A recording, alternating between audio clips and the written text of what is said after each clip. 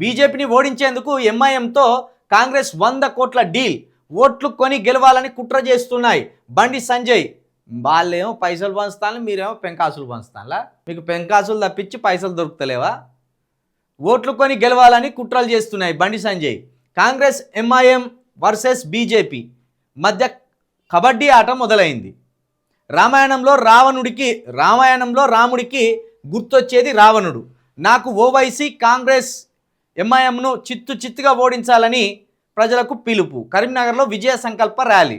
అయితే ఇప్పుడు రామాయణంలో రాముడు రావణుణ్ణి వధించినట్టుగా రాజకీయంలో ఓవైసీ కాంగ్రెసు ఎంఐఎంను చిత్తుగా ఓడించాలని బండి సంజయ్ గారు పిలుపునిచ్చిండ్రు. మొత్తానికి ఓట్లకును రామాయణానికి రాముడికి రావణునికి పొత్తు పెట్టిండ్రు.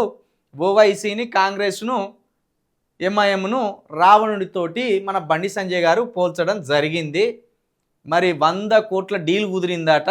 కాంగ్రెస్లో కరీంనగర్లో కాంగ్రెస్ను గెలిపించడానికి ఎంఐఎంకి కాంగ్రెస్ 100 కోట్ల రూపాయలు ఇచ్చిందనే ఒక భారీ స్టేట్మెంట్ని బండి సంజయ్ గారు పాస్ చేయడం జరిగింది.